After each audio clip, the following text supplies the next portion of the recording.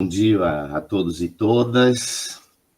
Eu vou seguir um pouco um roteiro aqui que eu preparei, mas vocês me interrompam, né?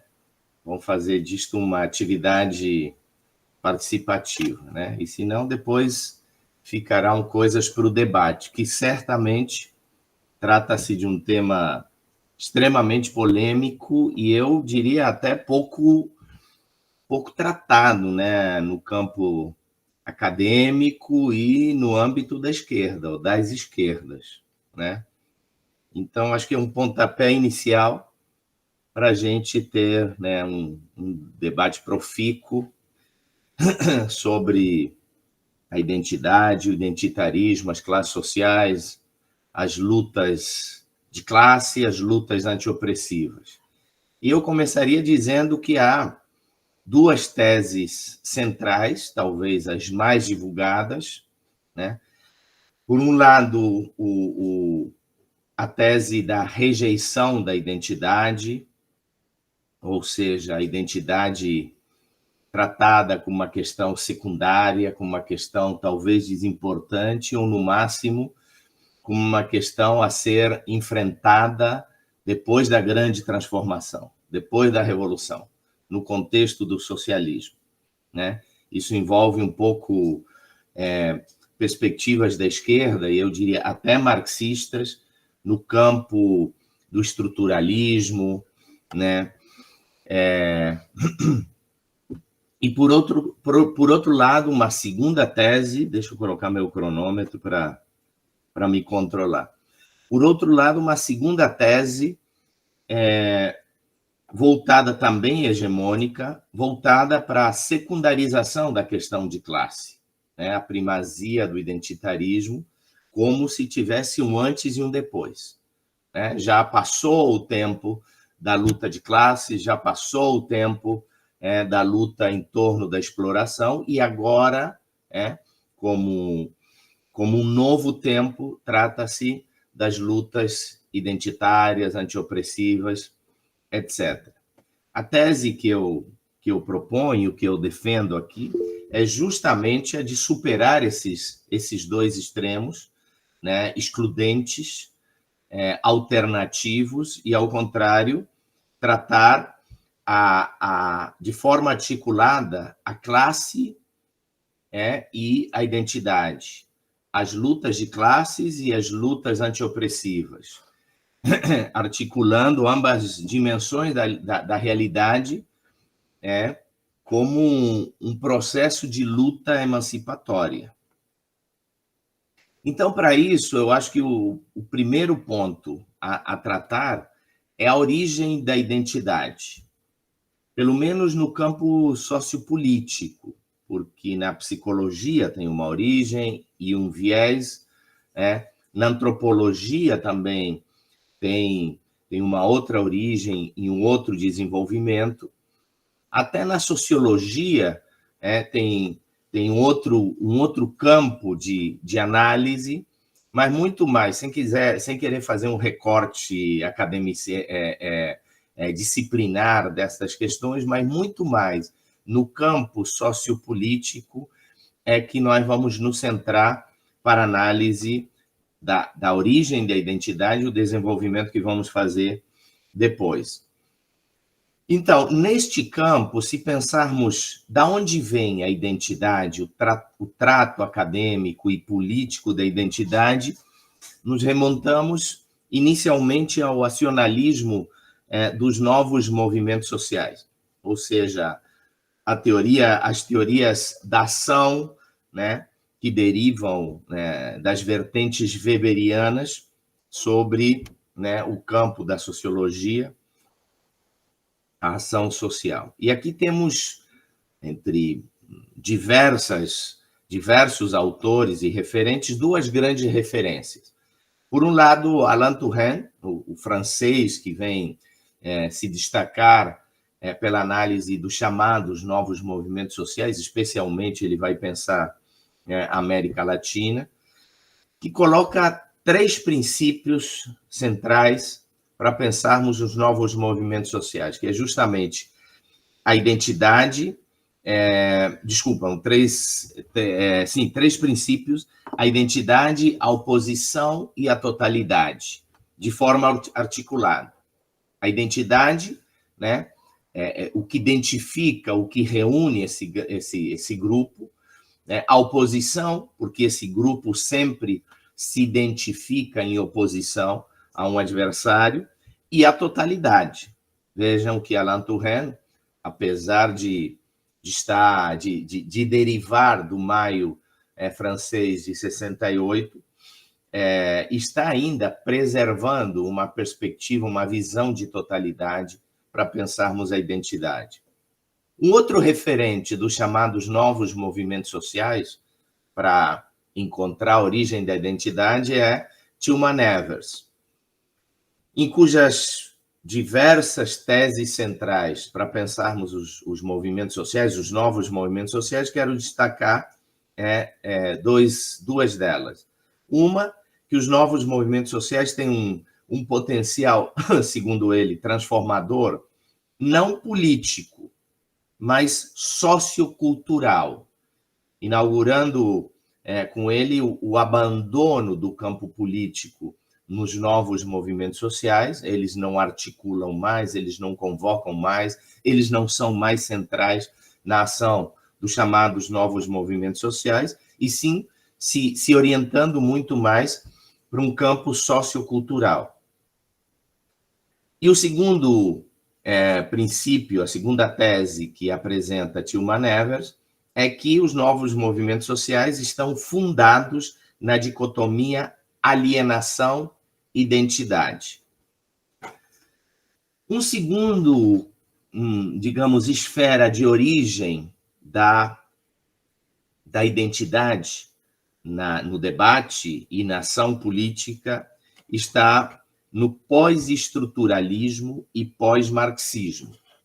E aqui temos também diversos autores, vale a redundância, diversos, né? Não estamos pensando em autores de um campo homogêneo, muito pelo contrário, né? Do pós-estruturalismo ao pós-marxismo há um campo, uma variedade, e por aqui também há a origem para o pensamento pós-moderno. Em primeiro lugar, Manuel Castells, certamente um pós-marxista, né? Na medida em que ele, na vertente estruturalista, ou se filiou na vertente estruturalista do marxismo. E para Manuel Castells, a identidade é um atributo cultural que existe em torno das relações de opressão. Com isto, ele introduz duas questões: a identidade como aspecto cultural, não político, né? E a identidade expressando uma relação de opressão, uma relação de contraposição entre, digamos, o nós e o eles, entre a identidade e os outros.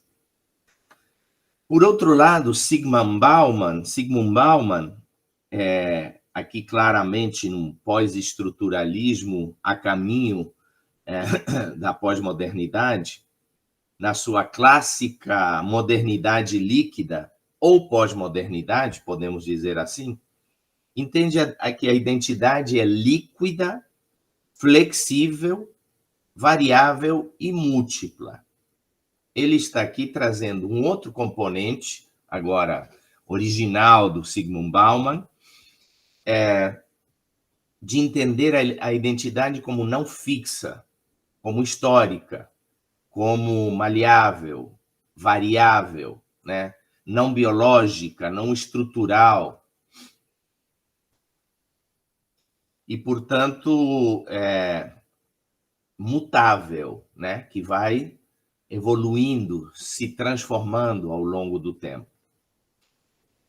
E, finalmente, Stuart Hall, que entende que na sociedade pós-moderna, ou como ele chama, na modernidade tardia, a identidade aqui confluindo com Zygmunt Bauman, é histórica e não biologicamente determinada.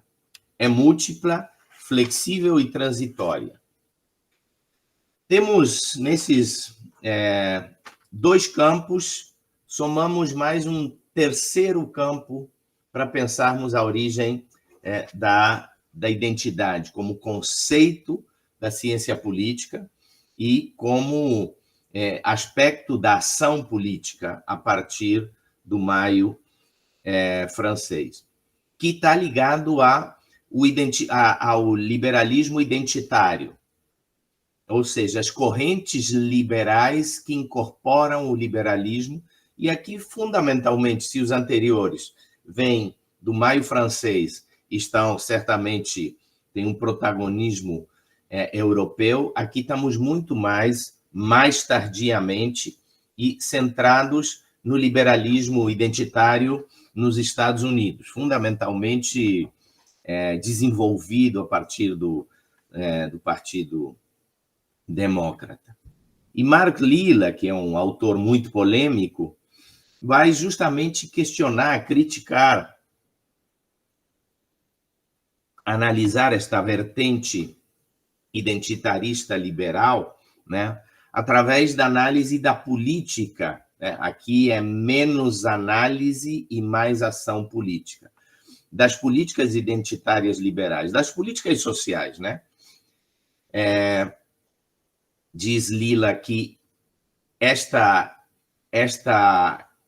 ação política liberal identitária nos Estados Unidos esvazia os conceitos de cidadania e de nação, que estão desagregados aqui pela identidade, o que vai para muitos autores e para muitos analistas a derivar, né, no fenômeno do trumpismo, né?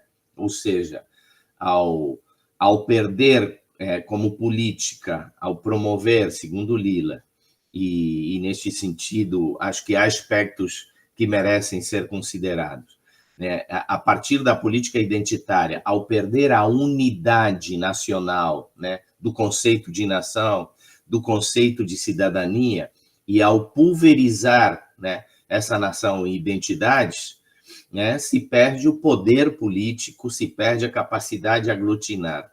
E isso tem como contraponto o que nós vemos tanto nos Estados Unidos, como no Brasil, na Argentina, no Brexit na Inglaterra, e por aí vai, o conceito do patriota, que é um conceito agregador da nação, né? O patriota contra os imigrantes, etc.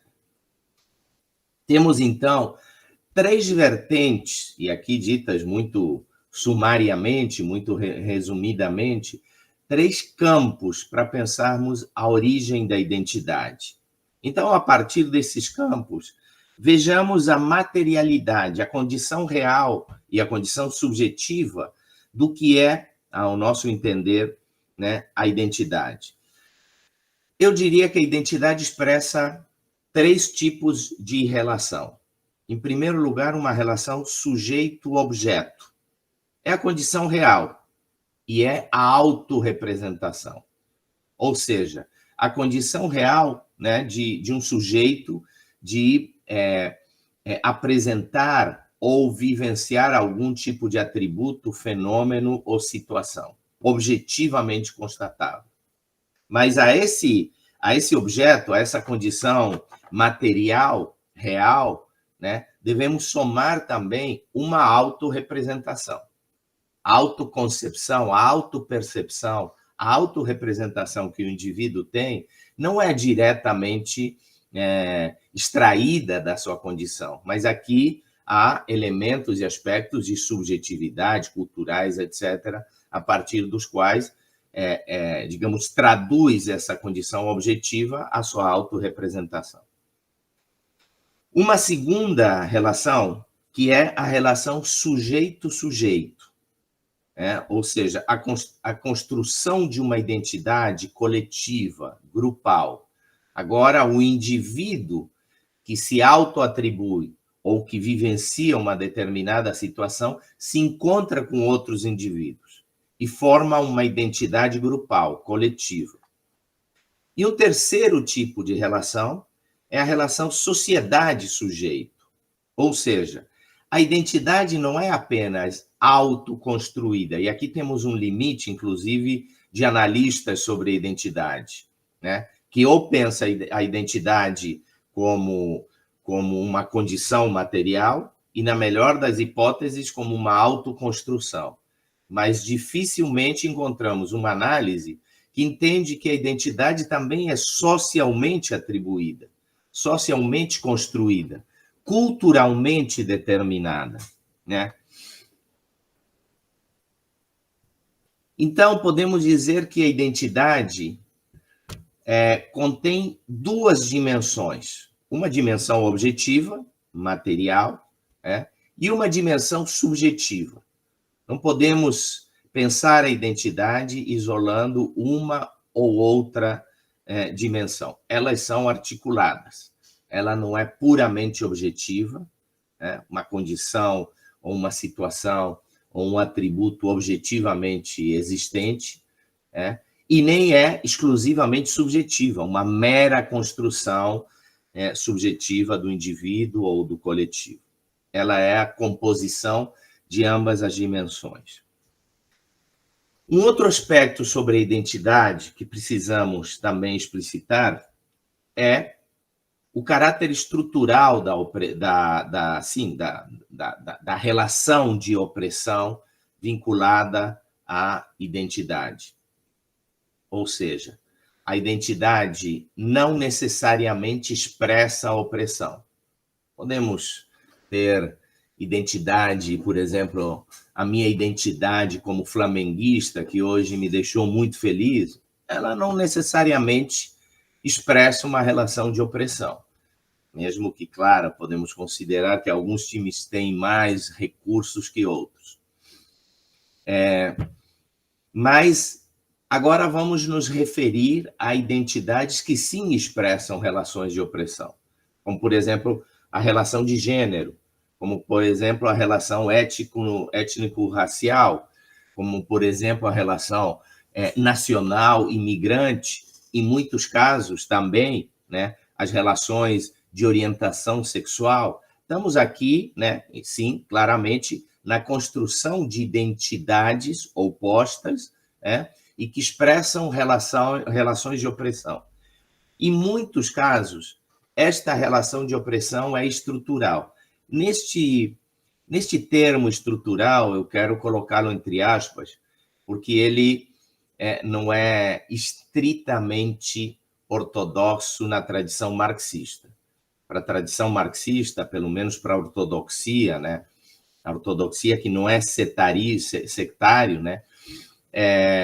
estrutura é estrutura fundamentalmente econômica. Aqui, então, vamos colocar entre aspas para colocar, para representar as relações de opressão numa dimensão mais social, ampla, institucional, cultural, estrutural, com estas ressalvas.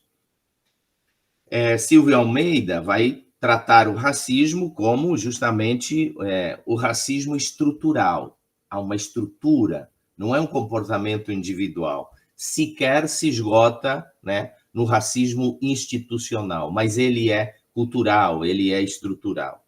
Também, a partir das diversas autoras clássicas do feminismo, Elizabeth Badinter, Judith Butler, etc., nós vemos a sociedade patriarcal e machista também numa dimensão estrutural. Então, há um caráter estrutural na maioria ou em muitas destas relações de opressão. Tudo isso eu quero ir registrando, porque depois vamos ver justamente uma inflexão entre esta identidade, como estamos desenvolvendo, apresentando, e a apropriação pós-moderna e a transmutação da identidade em identitarismo. E um terceiro aspecto que eu queria salientar é a necessidade e urgência das lutas antiopressivas. Elas não podem ficar para depois da grande transformação, depois da Revolução Socialista, depois da construção de uma nova sociedade anticapitalista. Elas são necessárias e são urgentes de serem enfrentadas. Neste sentido, podemos, a partir de agora, dizer que há uma identidade, né, ou uma apropriação da identidade, ela é real, ela é objetiva, mas também é subjetiva e socialmente construída. Mas há uma apropriação pós-moderna da identidade e uma transmutação da identidade em identitarismo. Onde podemos ver os eixos, ou os processos desta transformação? Em primeiro lugar, a partir da polarização entre nós e eles, entre a identidade e o diferente. Mas esta polarização entre nós e eles é individualizada, pessoalizada. Em segundo lugar, e atrelado a essa oposição, a polarização entre nós e eles, o pensamento pós-moderno faz esta transmutação de identidade em identitarismo ao naturalizar e biologizar como uma contradição esta polarização entre nós e eles. Ou seja, aqui há uma biologização, uma naturalização desta oposição, né? Deixa de ser, né, histórica, como vimos anteriormente. E, portanto, o terceiro aspecto, derivado do anterior, é que passa-se de uma análise teórica da identidade histórica, como vimos em Zygmunt Bauman, em Stuart Hall, etc., passa-se de uma análise teórica da identidade histórica, que é múltipla, líquida, flexível, para vejam, de uma análise teórica da identidade histórica, se passa para uma utilidade política, muito menos análise teórica e muito mais um uso político que se faz do conceito de identidade, agora uma identidade não mais histórica, mas uma identidade essencialista. E aqui podemos justamente diferenciar a análise histórica da identidade, né, de uma análise essencialista da identidade. Esta como única, fixa, natural, biológica, como imutável, né? Uma identidade que carregamos por sempre. Duas questões se nos apresentam em relação a estes aspectos ou esta transmutação pós-moderna da identidade e identitarismo. Em primeiro, duas questões iniciais, depois tem outras. Em primeiro lugar, quem luta nesta concepção por aqueles grupos que não têm capacidade de organização e de ação política para lutar por seus direitos? Porque na oposição, nós, eles, identificando e naturalizando, né, uma identidade essencializada, nós temos grupos, né, de oposição de identidade entre nós e eles. E aqueles grupos que não têm poder político?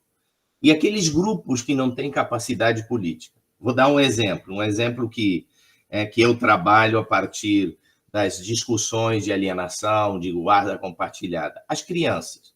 Os interesses das crianças, que não podem se organizar, que não podem ou não têm condições de ação política para a defesa dos seus interesses, que eles têm que ser pensados por outros grupos ou por uma concepção de luta mais ampla e que, então, são secundarizados. Quem defende esses interesses, esses grupos?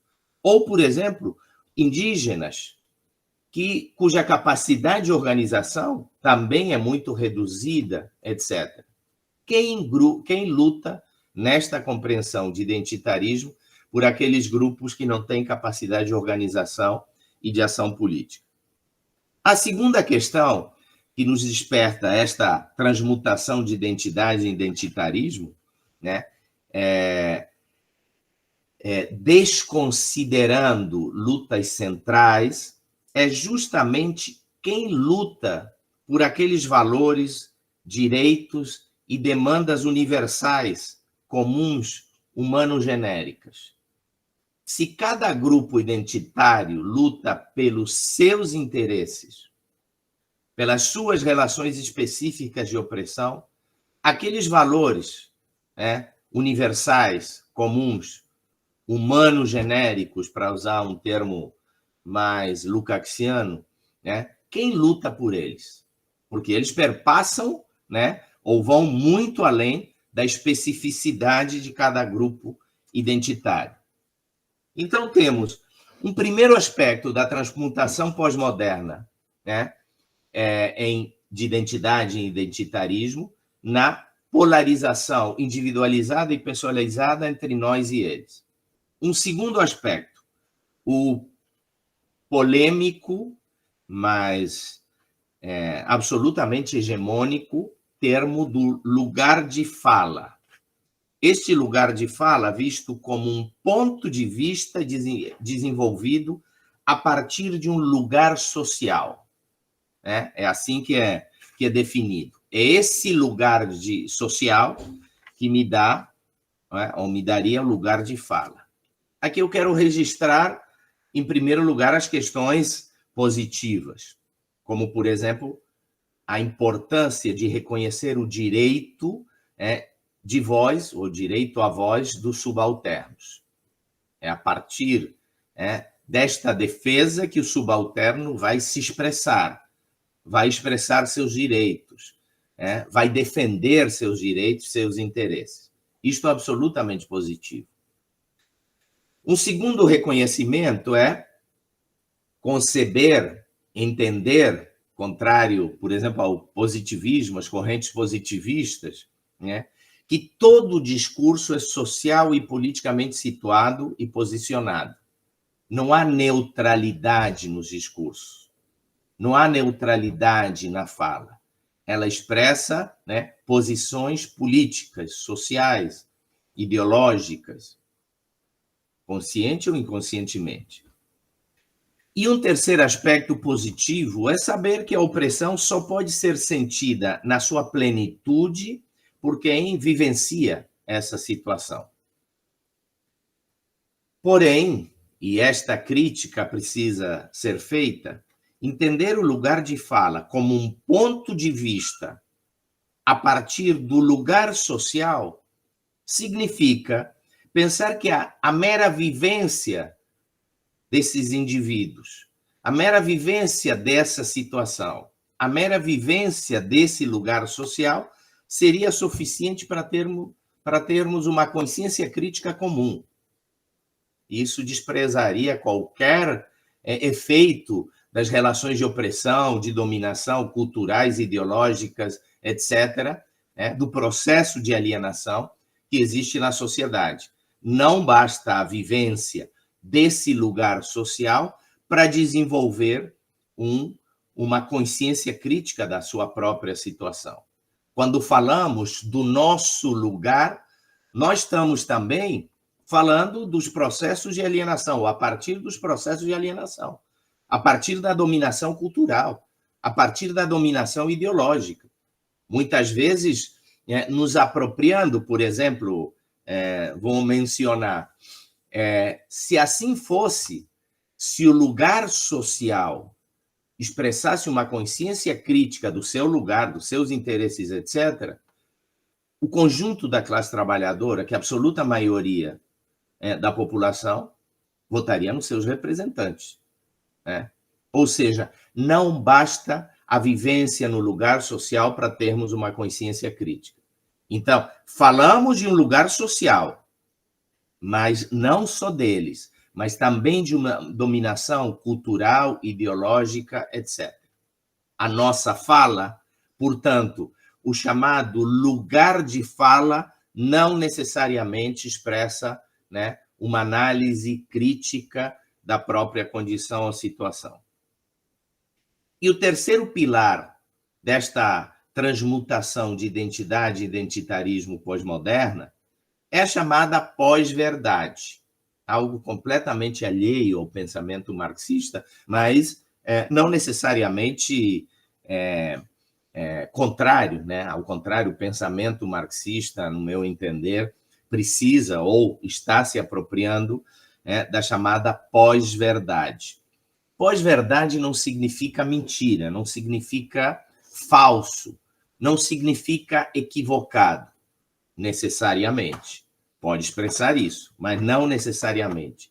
A pós-verdade significa a apropriação como uma verdade sem o parâmetro, né, da realidade, sem a materialidade, sem o referencial empírico, sem provas. A pós-verdade, o discurso chamado de pós-verdade, é apropriado pelos indivíduos como uma verdade a partir apenas das crenças, tanto no ator, no indivíduo, né, comunicador, na fé que se tem, o mito, fala um mito e o que diz é verdade. Não roubou as joias, ele apenas estava guardando para depois, qualquer coisa, né? Viajou para os Estados Unidos, então não participou da tentativa de golpe de Estado. Então, basta a crença no indivíduo que comunica, né, que tudo que é veiculado por ele, tudo que é comunicado por ele ou ela, é apropriado como uma verdade, sem qualquer amparo na realidade. Exemplo sobre isso, pensemos na comissão, na CPI da pandemia, onde o que se disputava era narrativas. Então, a vacina vinha com chip ideológico da China, então eu não vou me vacinar, né? Porque as teorias conspiracionistas, etc. Então, a pós-verdade não é necessariamente falsidade, mas é o processo de acreditar piamente a partir dos meus interesses. Se um discurso aparece como adequado aos meus interesses, às minhas supostas necessidades, ele passou a ser verdade. Ou a partir da crença, da identidade, né, da confiança que se tem no comunicador. Nisto, as disputas por interesses se tornam uma palavra tão na moda na atualidade, disputas de narrativas, né? O que se disputa agora são narrativas. Se estes são os três pilares da transmutação pós-moderna da identidade para o identitarismo, quais são os três instrumentos de ação política, os três objetivos da ação política agora, já do identitarismo pós-moderno? E a partir de agora, quando falamos, ou uma coisa é falarmos de identidade, ela, como falamos anteriormente, é mutável, é flexível, é histórica, tem materialidade, mas também tem construção subjetiva e social. Ela existe, ela expressa não apenas, mas expressa, sim, relações de opressão. Agora, no identitarismo pós-moderno, que envolve a polarização biologizada, naturalizada, fixa, essencializada entre nós e eles, numa polarização individual, pessoal, o lugar de fala e a pós-verdade. Então, agora, a partir deste identitarismo pós-moderno, não mais confundir com identidade, que, inclusive, como falamos, as lutas antiopressivas em relação às identidades oprimidas são necessárias e urgentes. Aqui nós vamos falar do identitarismo pós-moderno. Quais são os três instrumentos políticos? Quais são os três objetivos, e eu diria mais do que objetivos, finalidades, da ação política pós-moderna? Em primeiro lugar, o punitivismo de esquerda. Muito exemplo do punitivismo da direita. Afinal, é a clássica denominação do punitivismo que bandido bom é bandido morto, o aumento das penas, a redução da idade de imputabilidade dos jovens, das crianças, a redução não, a redução. E neste caso, então, muito a exemplo disso, nós temos que ver o punitivismo, historicamente sempre defendido pela direita, agora é apropriado pelas esquerdas. Mas esse é um punitivismo individualizado, jamais contra a estrutura. Se pune o indivíduo, não se luta contra a estrutura. Quase que há um abandono da luta contra uma estrutura opressora, como nós vimos anteriormente. O racismo estrutural, o machismo e o patriarcalismo como estrutura também de dominação, de opressão. Eles deixam de ser o objetivo, o alvo da luta política, e agora é o indivíduo que é considerado como alvo dessa luta. Ora, este punitivismo se sustenta no Estado e nas leis burguesas, e aqui nós temos um processo de despolitização da ação política. Ora, este punitivismo se sustenta fora do Estado, nas redes sociais. E aqui nós temos um processo de moralização da ação política. Estou passando muito por alto por estas coisas, senão a gente não consegue completar no espaço que temos para apresentar essas ideias. Aqui vou fazer uma autopropaganda, se me desculpa. Quem quiser aprofundar, vai para o texto, entre outros textos, da identidade e a classe social. Então, ora, o punitivismo desenvolvido pelo Estado a partir das leis burguesas, numa clara despolitização da ação política, ora, o punitivismo fora do Estado, principalmente nas redes sociais. E aqui nós temos claramente um processo de moralização da ação política. Primeiro objetivo, primeiro instrumento, primeira finalidade, o punitivismo. Segundo objetivo, segunda finalidade, aqui é importante entender que não é tanto um objetivo como um patamar de uma luta mais ampla, mas é a finalidade. É o reconhecimento e a inclusão. Se luta pelo reconhecimento e a inclusão. O pensamento pós-moderno esgota a sua luta no reconhecimento e na exclusão. Aspectos absolutamente importantes na luta. O reconhecimento é um aspecto muito importante na luta pelos direitos dos setores, dos grupos, das identidades oprimidas. Serem reconhecidas é um aspecto importantíssimo, mas não é um objetivo finalista, não é uma finalidade, não pode ser uma finalidade, mas aqui é apresentado como finalidade. O reconhecimento de cidadania, da sua condição, da igualdade de acesso, isto é muito importante.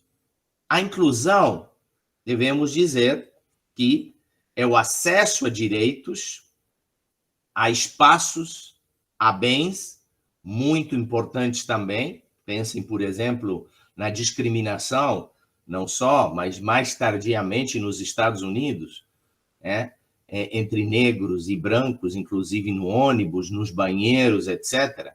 Essa inclusão foi muito importante. Mas, novamente, não como finalidade. Aqui é apresentado como finalidade, mas precisamos entender que isso é uma escala de uma luta mais ampla. Domenico Lossurdo vai trazer, um marxista italiano, vai trazer uma concepção que aqui nos interessa muito fortemente, justamente de entender que na luta, no conceito de luta de classes de Marx, ele não se esgota apenas na dimensão econômica, mas ele, inclusive, vai usar essa palavra. O conceito de lutas sociais envolve a luta econômica, mas envolve também a luta por reconhecimento. Então, já no conceito de lutas sociais, nós temos o fenômeno, o processo de lutar pela igualdade econômica, mas também pelo processo de reconhecimento. Primeira finalidade, instrumento, o punitivismo. Segundo, o reconhecimento e inclusão.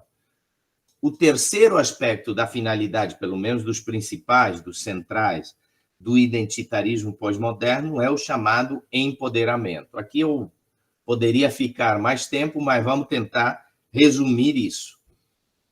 Quando se fala de empoderamento, quem fala de empoderamento, empoderar as mulheres, empoderar os pobres, etc., etc., não está falando de uma mudança na correlação de forças. É muito mais um autoempoderamento, né? Ou, como alguns gostam de dizer, uma potenciação individual e grupal, do que um empoderamento social e político que venha a mudar a correlação de forças sociais. Não se altera, portanto, nem a correlação de forças sociais, nem os grupos hegemônicos. É um empoderamento que leva ao faça por si mesmo. É a partir de um processo de autorresponsabilização dos indivíduos pela solução dos seus problemas. Empoderar para cada indivíduo, para cada grupo resolver seus problemas. Então, vejam, com o empoderamento que envolve e não só o empoderamento, né? Diversos outros discursos, mas com o empoderamento que envolve uma autorresponsabilização dos indivíduos, empoderar os indivíduos para autonomamente resolver seus problemas, nós temos paralelamente outros dois pilares de um tripé. A desresponsabilização social do Estado. Aqui está, evidentemente, né, não só, mas para expressá-lo de forma mais específica, né, tirar o Estado da ação social, que já está em Hayek, parcialmente, inclusive, mas que agora está em Milley, nessa concepção do anarquismo, do capitalismo anarquista. Né? Cada um por si só.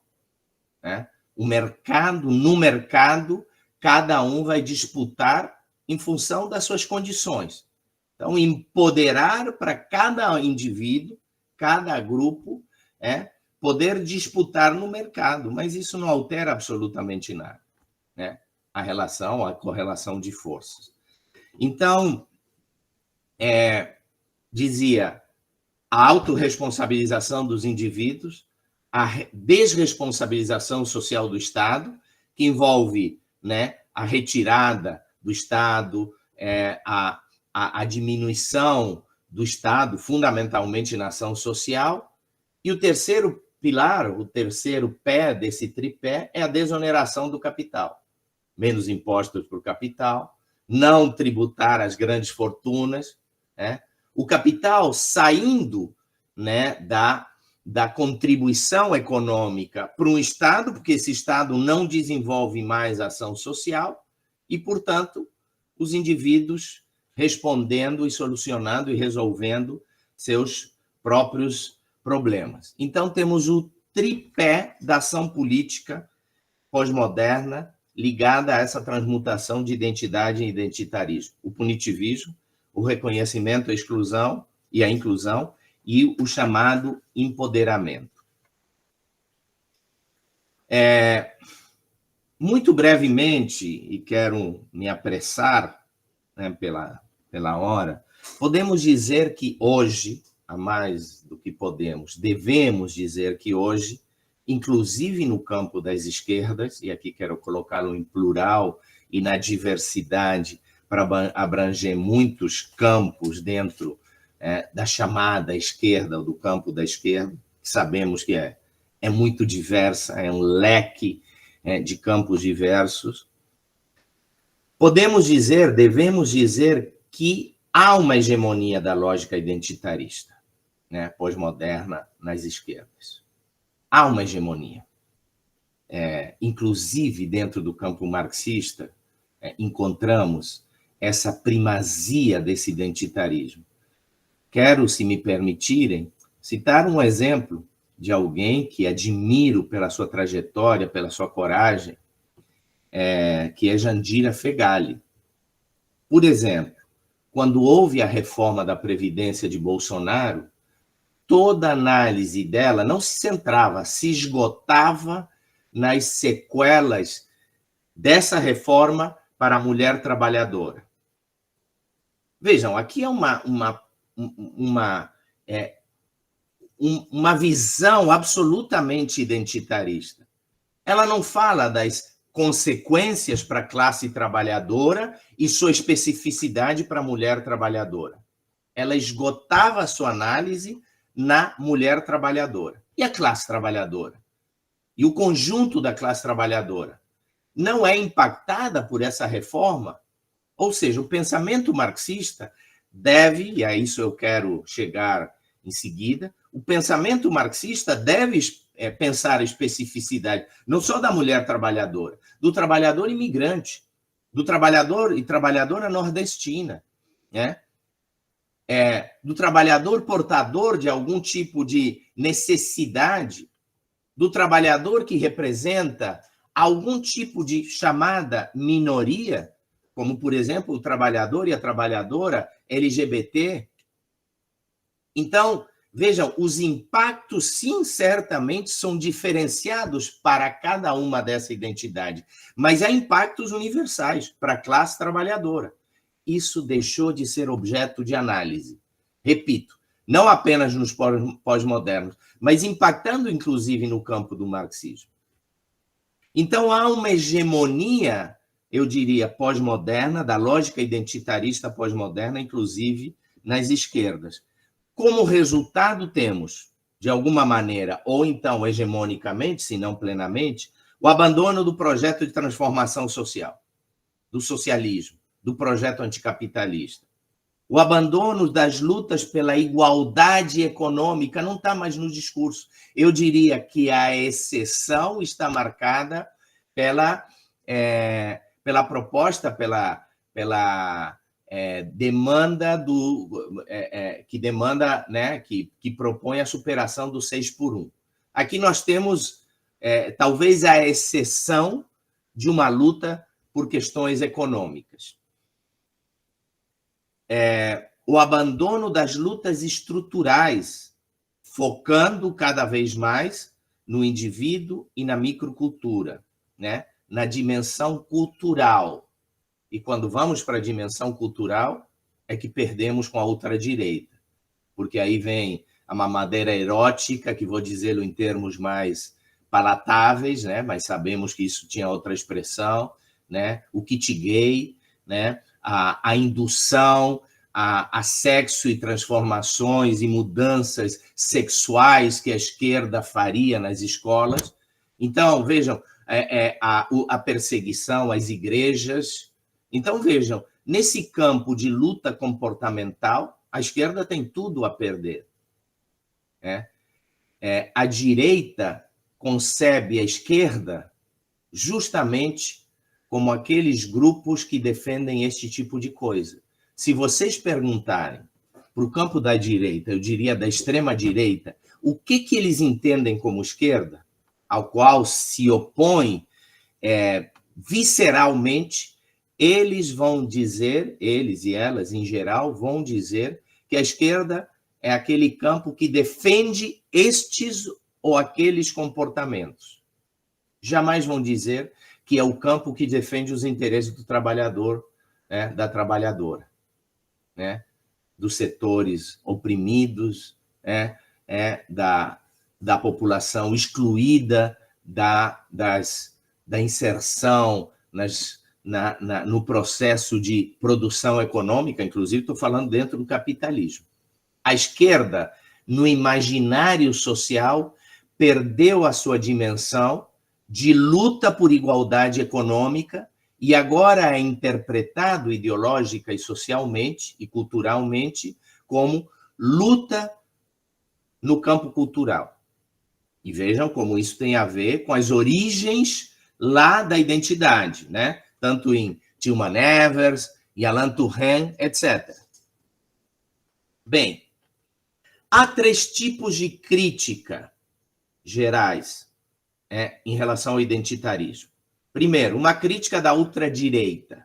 Na verdade, a crítica da ultradireita não é questão da identidade, mas é a identidade subalterna. Porque a ultradireita defende identidades. O patriota, o nacional, né? O cristão, o branco, são todas identidades. Mas na medida que são identidades hegemônicas, dominantes, não são tratadas como identidade, mas são vistas como dever ser. E o que a extrema-direita, a ultradireita critica, não é a identidade, portanto, mas o que chamam de identidade é a identidade subalterna. É isso que criticam, é isso que é o inimigo no nós, eles. Os imigrantes vêm ocupar nossos postos de trabalho, né? Então, o alvo, o objetivo, não é enfrentar, mas é eliminar, é a identidade subalterna. Temos um segundo tipo de crítica à identidade, o liberalismo não identitário. E a crítica se centra, como nós já vimos, em que esse identitarismo, né, inclusive essa luta ou essa política identitarista, elimina, anula, relativiza as identidades universais, por dizer assim, dentro de uma nação. O conceito de cidadania, a unicidade da cidadania e da nação, do nacional. Há um terceiro tipo de crítica ao identitarismo e à identidade. Aqui podemos chamar, né, da esquerda, e inclusive da esquerda marxista, economicista estruturalista, que relega para um segundo plano ou para o pós-revolução, né, a luta antiopressiva e identitária. E aqui quero fazer uma distinção entre luta identitarista e luta identitária, ou antiopressiva. Nós queremos caminhar em torno de uma crítica ao identitarismo pós-moderno, mas fundado numa análise marxista histórica, dialética, não essencialista, não economicista, né? Não estruturalista. E, portanto, vamos caminhar já nos últimos 10, se me permitirem, 15 minutos, né, para irmos para o debate, nesse caminho dessa análise que se distancia das três críticas anteriores. Primeiro, devemos entender, porque sem isso não podemos compreender este caminho. Devemos diferenciar duas dialéticas geralmente confundidas. A primeira dialética, identidade-diferença. Individual e grupal. Temos uma identidade, por um lado, que aglutina a partir dessa identidade, seja subjetiva, seja objetiva, ou ambos, dimensões, que aglutina a identidade, por um lado, e que estabelece uma diferença com outros sujeitos e grupos. Aqui nós temos identidade e diferença. Pensem entre homem e mulher. Pensem entre religiões diferentes. Pensem em culturas diferentes, gostos diferentes. Temos uma identidade, uma diferença, né? Ou um conjunto de diferenças. Esta dialética identidade-diferença é individual e grupal. Esta é uma dialética, vejam bem. São palavras que geralmente confundimos. A primeira dialética, identidade e diferença.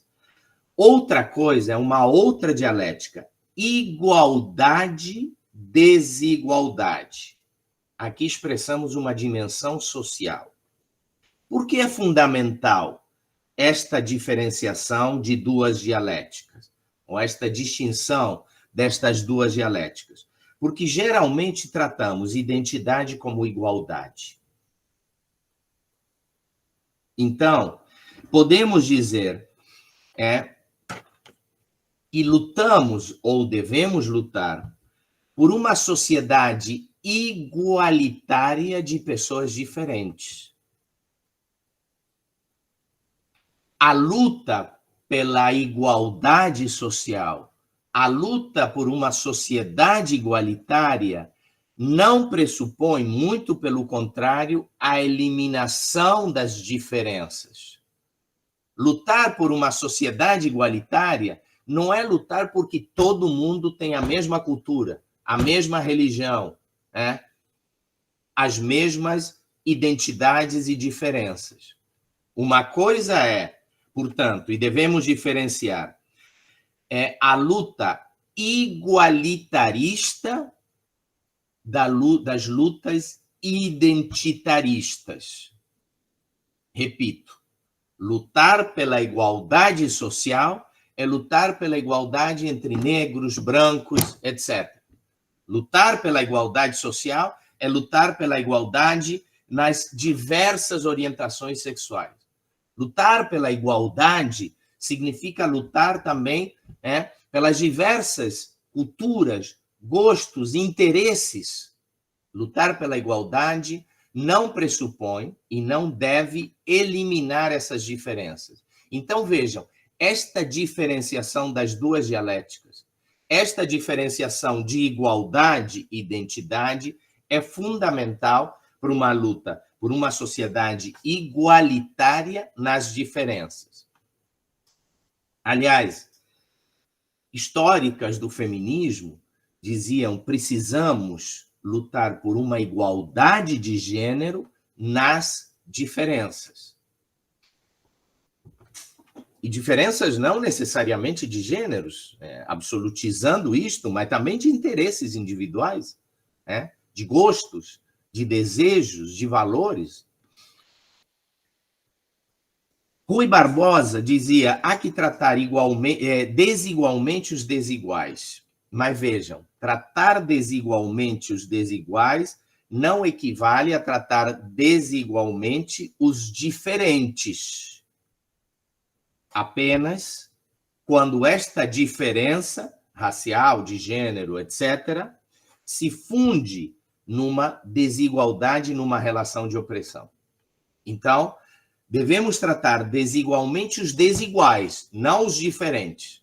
Mas quando essa diferença, como na questão racial, de gênero, etc., esta diferença contém e funda uma relação de opressão, de desigualdade, aí devemos tratar desigualmente os desiguais, os diferentes. E aqui se fundam as ações afirmativas, o que Silvia Almeida vai chamar da descriminalização positiva.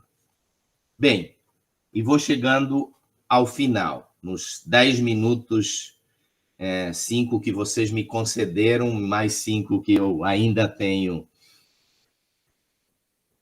Quero agora expressar duas coisas, muito importantes, mas muito rapidamente. Em primeiro lugar, a centralidade da contradição de classe. E eu quero diferenciar centralidade de outros termos ou de outras dimensões.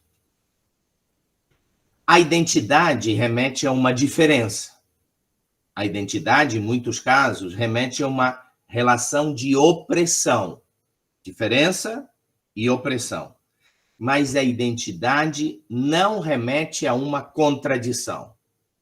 Há uma relação de opressão entre brancos e negros, mas não há uma contradição. Há uma relação de opressão do homem e a mulher, mas não há uma contradição.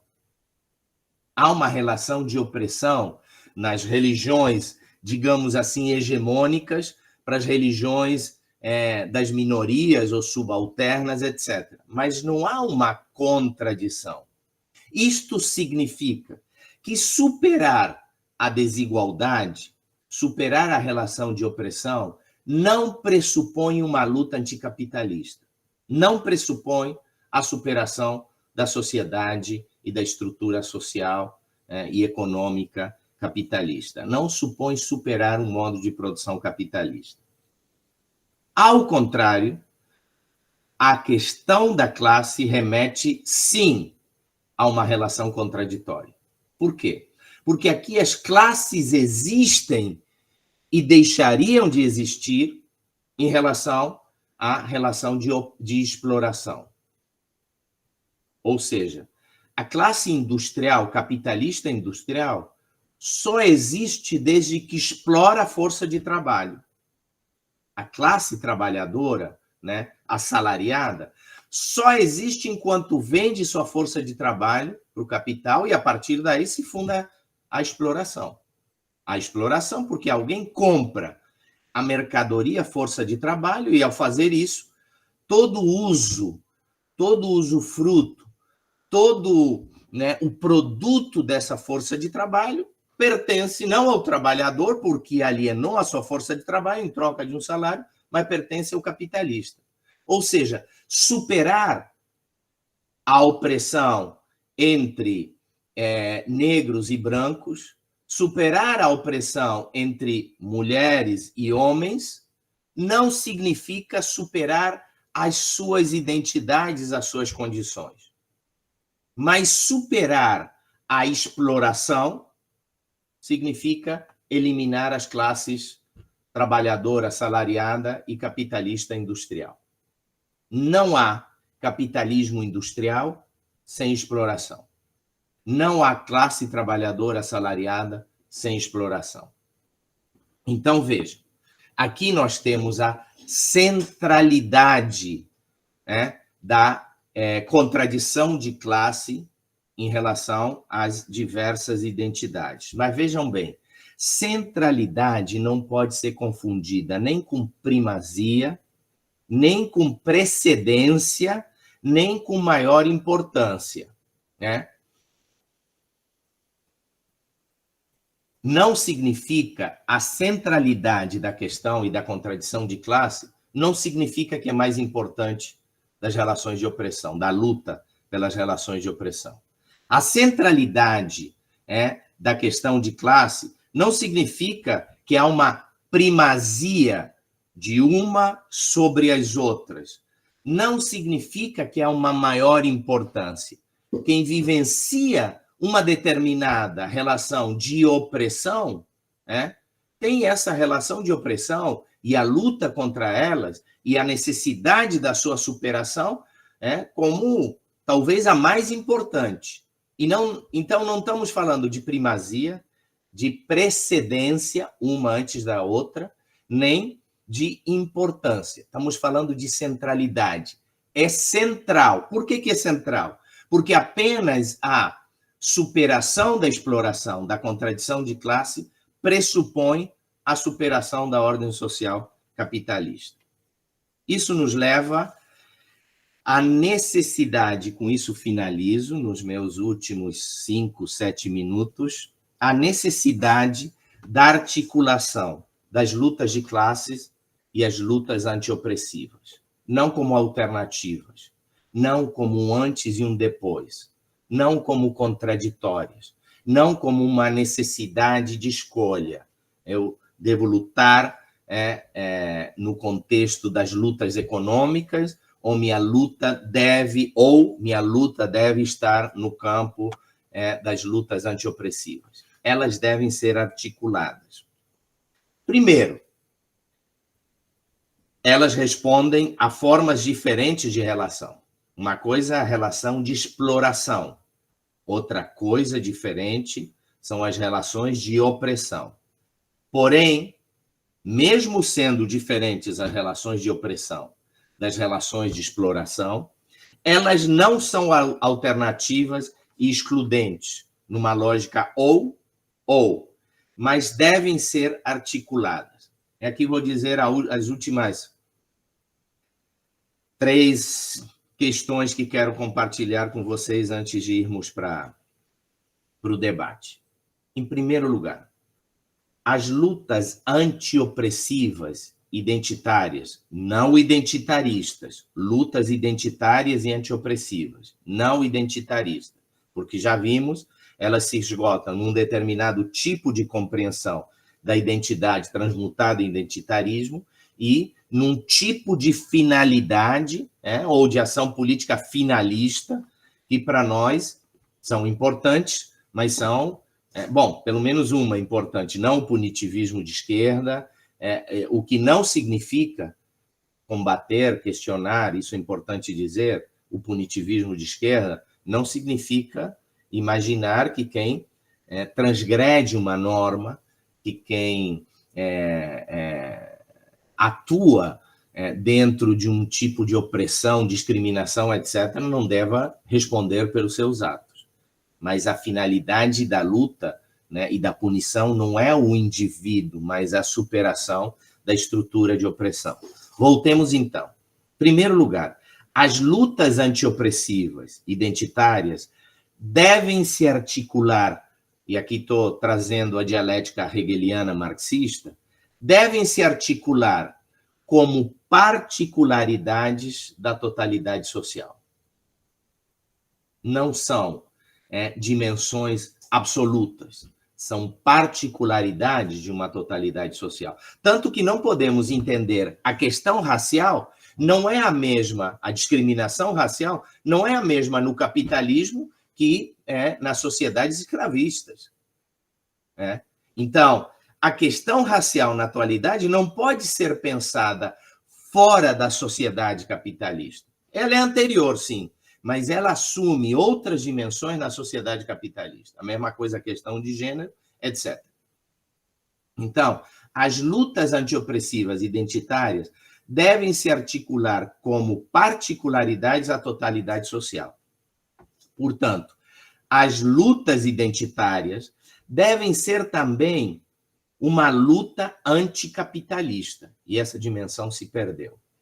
A mulher, o negro, o imigrante, o LGBT, não são oprimidos apenas pela sua condição identitária, mas também enquanto classe trabalhadora, fornecendo força de trabalho mais barata para o capital. Se perdermos essa dimensão, nós singularizamos, segmentamos a luta identitária de uma luta social mais ampla, estrutural, anticapitalista. Por outro lado, em segundo lugar, as lutas de classes devem incorporar as bandeiras das causas das lutas antiopressivas, identitárias. Nenhuma menos, vidas negras importam, devem ser bandeiras não apenas dos grupos identitários, mas devem ser bandeiras do conjunto da classe trabalhadora e das lutas de classes. Nesse sentido, concluo com isso, o projeto emancipatório deve incorporar e articular todas as lutas de classes e antiopressivas. A luta contra a exploração e as lutas contra as diversas formas de opressão. A luta de classes, quando penetradas por todas as formas de opressão e desigualdade, permitem a confluência de todas as lutas antiopressivas num projeto de emancipação política e humana. Nem a mulher, nem a população negra serão plenamente emancipados se, mesmo superando a opressão de gênero e racial, persistir a exploração a qual são submetidos no capitalismo. E com isso, finaliza certamente as políticas afirmativas, de alguma maneira, reproduzem as relações de opressão, reproduzem a biologização, naturalização e perpetuação, digamos assim, dos polos. O problema ou a questão é que isso, em geral, hegemonicamente ou majoritariamente, não é visto dessa maneira. E é absolutamente imprescindível, me parece, visualizar essa tendência a essa reprodução, dessa naturalização, biologização, etc. Porque realmente reproduzem, como Lula diz, pressupõe, essa política que ele traz, pressupõe o entendimento machista, patriarcal, e não só essa questão, né? Podemos dizer um pouco mais no campo que eu também estudo, né? A absoluta maioria de determinações de guardas unilaterais dos filhos aos cuidados da mulher reproduz o pensamento machista e patriarcal de que essa é uma função biológica da mulher, né? Seja pelo argumento que quiser, pelo aquilo que foi combatido pelas lutas históricas feministas, né? O combate ao mito do amor materno, o combate aos papéis sociais rígidos, pré-determinados, não pelo gênero, mas pelo sexo biológico, tudo isso é reproduzido de alguma maneira a partir das ações afirmativas. Segundo lugar, as ações afirmativas não são o ideal, no sentido que não resolvem a questão, né? Não superam os fundamentos estruturais da questão, não superam essa biologização, naturalização, mas podemos dizer que é aquilo que é historicamente possível, né? É possível e talvez, não sei se há outros caminhos muito diferentes, né? Mas é o possível que pode ser feito. Aqui há um debate. Se em lugar de fazer cotas raciais, cotas de gênero, etc., não se faz, como dizia Maria Clara, ou me pareceu o dizer dela, ou leva a isso, porque não se faz cotas por situação socioeconômica. E aí, por exemplo, você incorpora também a questão racial, etc. Aí é um debate. Fazer as cotas por identidades ou fazer as cotas por situações socioeconômicas, o que de alguma maneira engloba a identidade. Mas deixando de lado essa questão, eu acho que o problema, né, ou o fundamento, no sentido de que as ações afirmativas não são as ideais, porque não resolvem, não superam essas questões, né? Ao contrário, de alguma maneira reproduzem, elas são, talvez, as ações possíveis, entendê-las como finalidades, e eu diria o pensamento e a ação política pós-moderna as entende como finalidades, ou entendê-las como algo transitório. Acho que essa é a grande questão. Como finalidades, são absolutamente questionáveis. Como ações momentâneas, transitórias, para partir de um certo patamar, pular, sim, para outro tipo de ação política, me parecem pertinentes. Pertinentes fundadas nessa proposta, nessa análise, né, nessa reflexão do Rui Barbosa. Tratar desigualmente os desiguais, não os diferentes, mas os desiguais. Mas há, como eu dizia antes, algumas diferenças que pressupõem desigualdade, que pressupõem relações de opressão. Por exemplo, há muito menor presença de negros nas universidades. Então, uma ação afirmativa permite o aumento, né, desta identidade nas universidades. Uma vez alcançado, né, esse patamar, as ações afirmativas perdem sentido e, se continuarem, se tornam, aí sim, absolutamente negativas. Por exemplo, o ingresso da mulher nas universidades.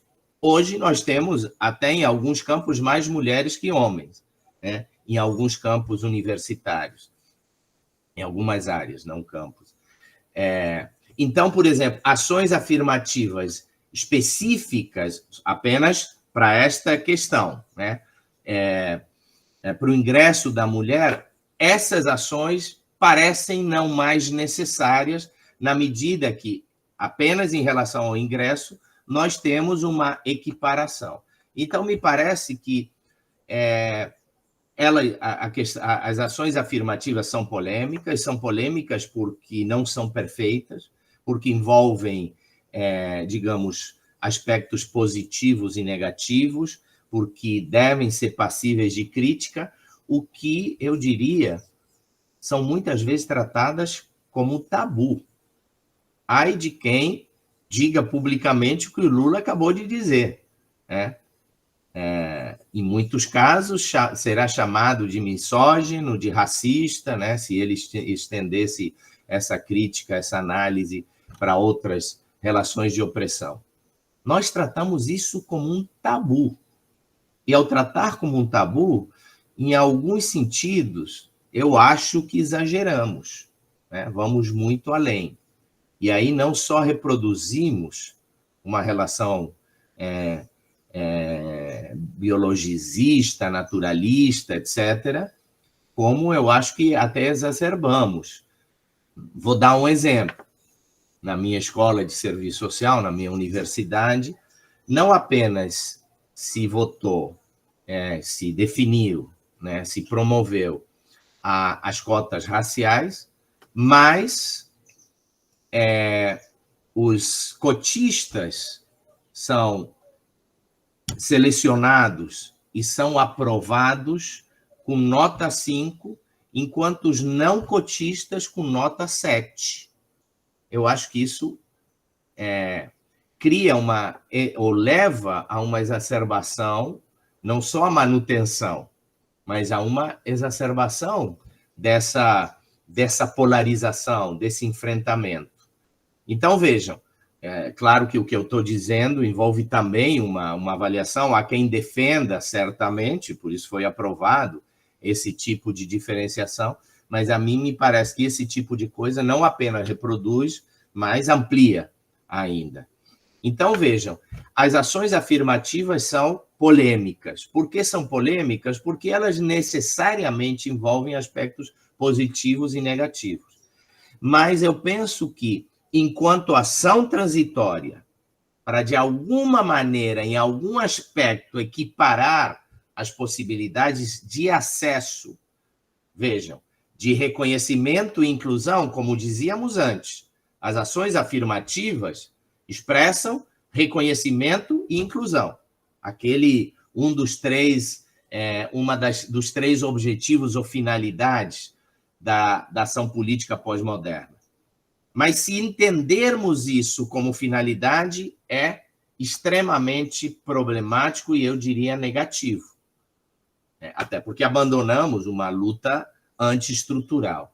Agora, se entendermos isso como ação transitória, me parece que mesmo na polêmica, mesmo na presença de aspectos positivos e negativos, tem, né, um aspecto positivo que me parece importante em relação ao reconhecimento. Essa questão, né, que vocês estão levantando da perda da centralidade de classe, né, seja porque a classe é liminarmente excluída da análise, da reflexão, inclusive da ação política, não interessa mais. Alguns autores dizem a questão de classe, isso vem do Maio francês, né?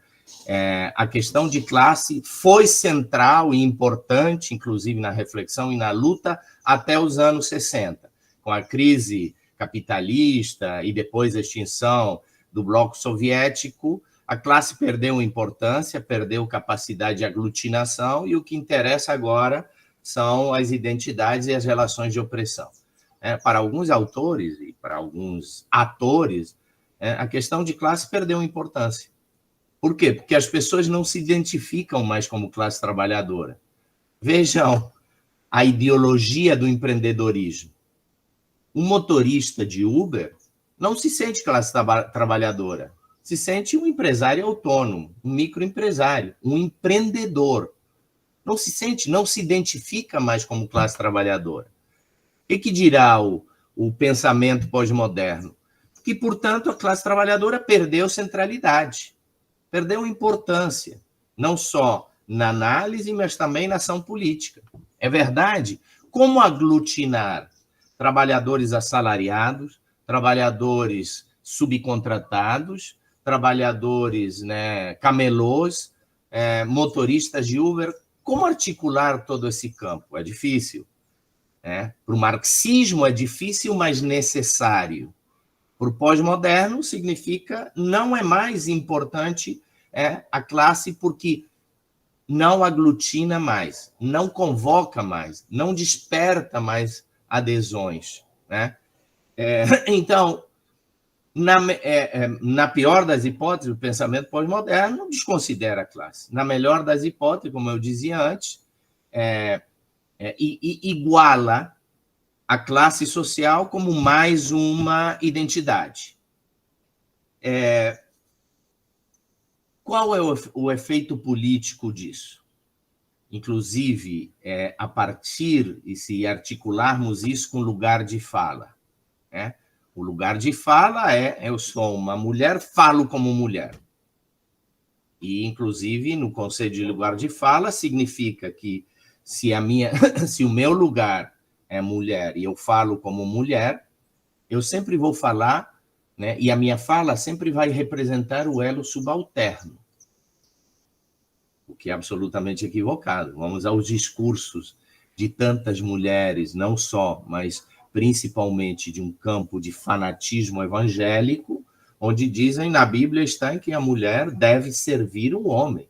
Essa mulher tem um lugar de fala porque é efetivamente mulher, mas seu discurso, sua compreensão é absolutamente submissa, absolutamente sexista, biologista, né, naturalista, tudo aquilo que, né, representa o machismo e o patriarcalismo. Então, vejam, o lugar de fala não representa compreensão crítica da sua situação, muito pelo contrário. Mas vejam só, a partir do discurso, a partir da exclusão de classe, como vocês colocaram, né, ou da atribuição da classe a mais uma identidade, e a partir do lugar de fala se diz, a mulher sempre vai falar como subalterno, o negro sempre vai falar como subalterno, né? O LGBT sempre vai falar como subalterno, o imigrante sempre vai falar como subalterno, o praticante de religiões não hegemônicas sempre vai falar como subalterno, e o contrário sempre vai falar como opressor. Esse discurso do lugar de fala vai dizer o branco sempre vai falar como opressor. O homem sempre vai falar como opressor. O cristão sempre vai falar como opressor. Esse é o discurso. Pela sua condição biológica, pela sua condição natural, sempre necessariamente o discurso do subalterno expressa a subalternidade e o discurso do hegemônico sempre vai expressar a opressão.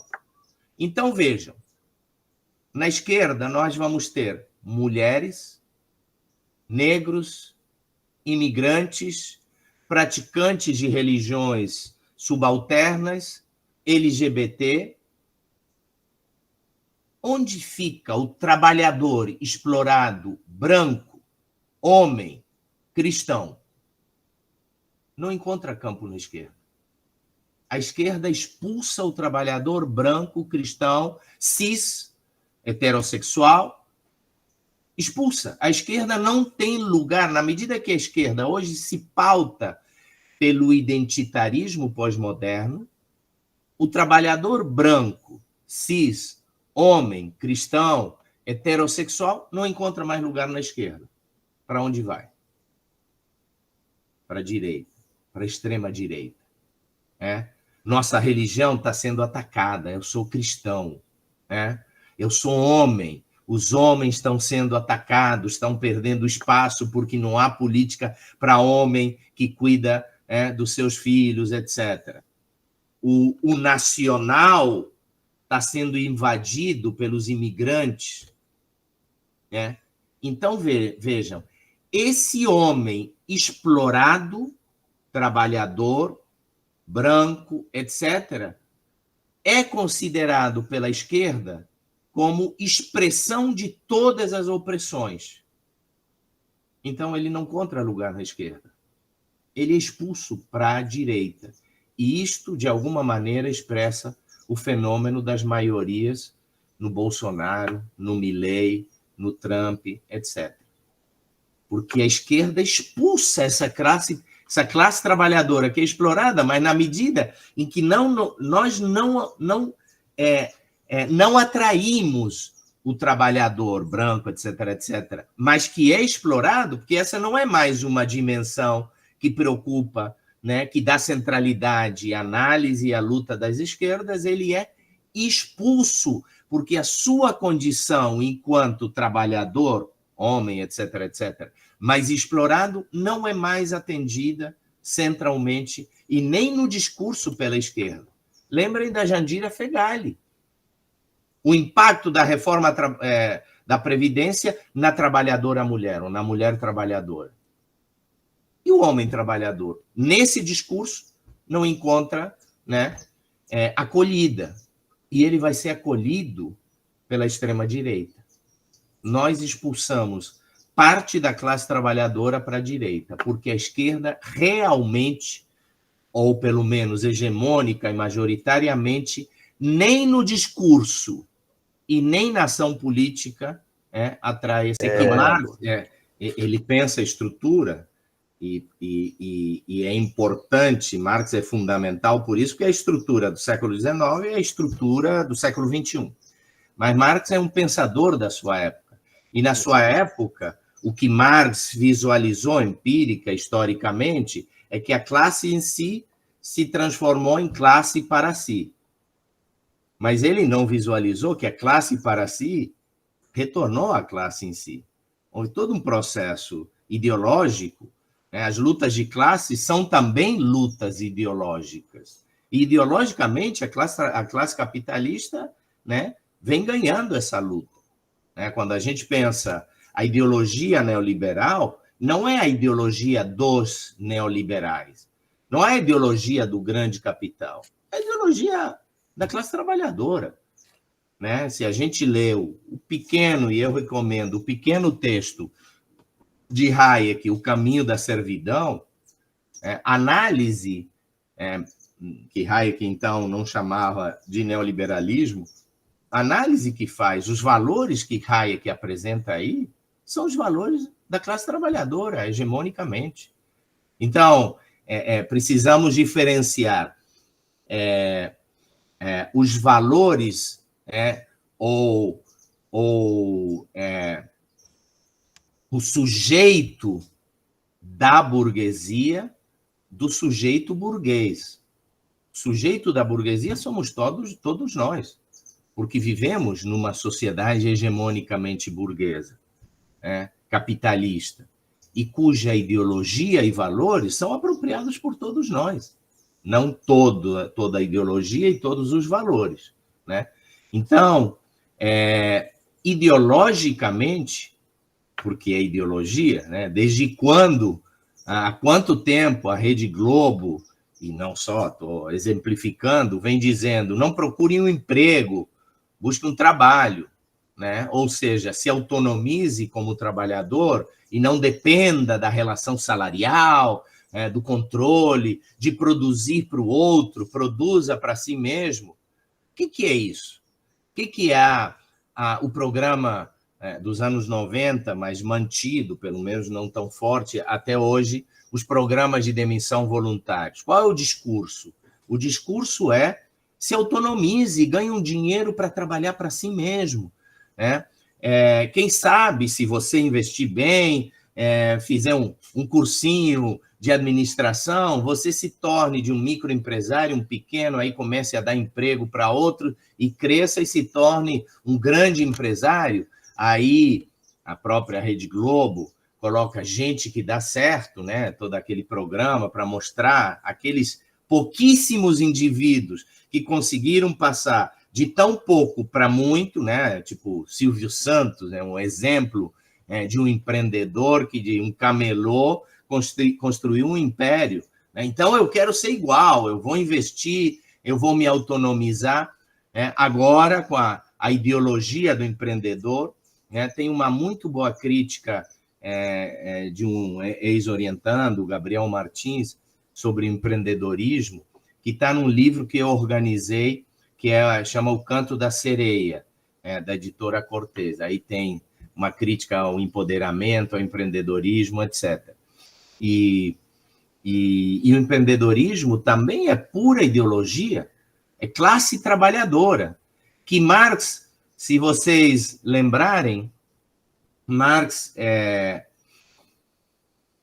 no mesmo século XIX, Marx vai dizer, há dois tipos de salário. O salário por tempo, que é o que nós conhecemos. O trabalhador vende sua força de trabalho em troca de um salário, explícita, relação explícita, né? Eu vendo minha força de trabalho para trabalhar 8 horas por dia e recebo um salário. Né? E a partir daí, o que eu produzi nessas 8 horas, na medida em que eu alienei minha força de trabalho, pertence não a mim, mas ao capitalista que comprou a minha força de trabalho. Esse é o salário por tempo. Mas Marx dizia, há uma segunda forma salarial, que é o salário por peça. Eu produzo autonomamente e recebo por peças. Marx está dizendo que essa é uma forma de relação salarial, não explícita, não direta. Mas Marx, inclusive no século XIX, quando a forma de salário por peça era minoritária, Marx vai dizer, no entanto, esta forma mais funcional para o capital. O que Marx chama do salário por peça é a subcontratação, a terceirização, é a uberização, é o camelô. Tudo isso é salário por peça. É classe trabalhadora que vende força de trabalho ao capital, só que por peça, por ação, por produto. Mas essa classe não se percebe como classe trabalhadora. E aí, então, enquanto Marx analisa, porque o processo histórico do século XIX é isso, né, da transformação, pelo menos parcial, da classe em si em classe para si, Marx deixa de visualizar que, pelo menos no final do século XX, com a crise capitalista fundamentalmente até a atualidade, nós temos um caminho inverso, da classe para si, para a classe em si. Ou seja, a classe que perde sua consciência. Como se procura? Como a pós-modernidade procura esse punitivismo? Em primeiro lugar, como finalidade. A finalidade é punir, não é transformar. A finalidade, portanto, e o caminho é a punição individual e não a busca de uma transformação estrutural. Quais são as ferramentas desse punitivismo? Em primeiro lugar, o caminho estatal. A partir das leis, que são leis burguesas. Ou seja, aqui nós temos uma despolitização da ação política. Por quê? Porque não se considera, nem se importa mais se as leis são burguesas, pró-capitalistas, reprodutoras das estruturas, etc. Porque a punição é individual. E aí procuramos que o Estado, a partir da sua legislação, puna o indivíduo. E aí ficamos satisfeitos. Punem o indivíduo que teve determinado comportamento, pronto, nossa luta terminou. Até que um outro indivíduo tenha um comportamento também punível. E deve ser punido, sim, mas não pode ser a finalidade. Então, o caminho da punição por via do Estado burguês, é evidentemente um Estado contraditório. É burguês porque é hegemonicamente burguês, mesmo que tenhamos governos de esquerda. A autonomia do Banco Central e tantas outras coisas, as pressões do grande capital para não tributar as grandes fortunas, etc., mostra a hegemonia que existe do grande capital sobre os governos de esquerda. A presença de um Congresso absolutamente ultraconservador, ou eu diria até reacionário, mostra os limites de um governo de esquerda, mesmo com os limites próprios dessa esquerda que possam se analisar. Então, primeiro, o Estado é hegemonicamente burguês. E, em segundo lugar, é o Estado da burguesia. Então, é um Estado burguês. O caminho da punição, primeiro, individual, não da transformação estrutural. E, segundo, a partir, ou tendo como ferramenta o Estado e a legislação, o Estado burguês e a legislação burguesa, sem com isto querer dizer que o Estado é absolutamente burguês, né? Porque ele é contraditório, mas ele é hegemonicamente burguês e da sociedade burguesa, e as leis no mesmo sentido. Esse caminho leva a uma despolitização da ação política. Se me permitem essa contradição, né? Ou seja, se há uma despolitização, não é mais ação política, é ação punitivista, porque se esgota na punição do indivíduo. Mas chamemos uma despolitização da ação política. Por outro lado, nas redes sociais, os cancelamentos e os escrachos na rede social são absolutos, destroem um indivíduo, destroem a biografia de um indivíduo, a história de um indivíduo. E vejam, isto é exatamente o que dizia Olavo de Carvalho. Olavo de Carvalho, nos seus cursos, dizia: se não debata com o comunista, não debata com o inimigo, destrua o seu inimigo, destrua a sua biografia, destrua o seu prestígio, destrua a sua imagem social. É isso que se faz nas redes sociais. A destruição sem qualquer possibilidade do contraditório, da presunção de inocência. Tudo isto são valores, a presunção de inocência e o contraditório são conquistas da esquerda. A burguesia condenava Sacco e Vanzetti sem qualquer possibilidade de defesa. Estou usando Sacco e Vanzetti para exemplificar um monte da classe trabalhadora e dos setores subalternos. O Estado burguês nunca promoveu o contraditório, a presunção de inocência, o direito à defesa, da ampla defesa. Nunca. Estas são conquistas da esquerda.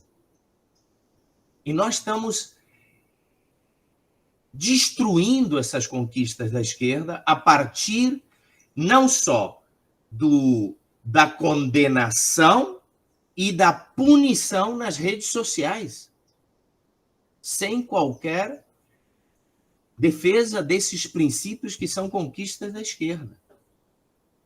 E a esse outro caminho, né, da punição por fora do Estado, eu entendo que é não só uma despolitização, mas uma moralização da ação política.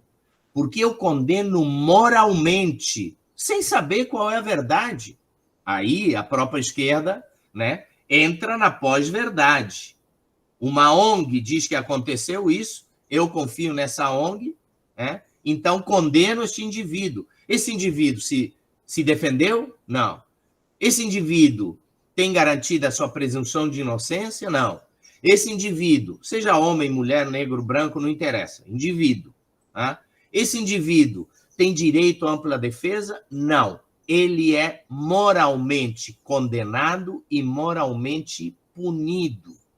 E punido da forma mais vil que existia na Grécia Antiga e depois foi até abolido. Punido com ostracismo social.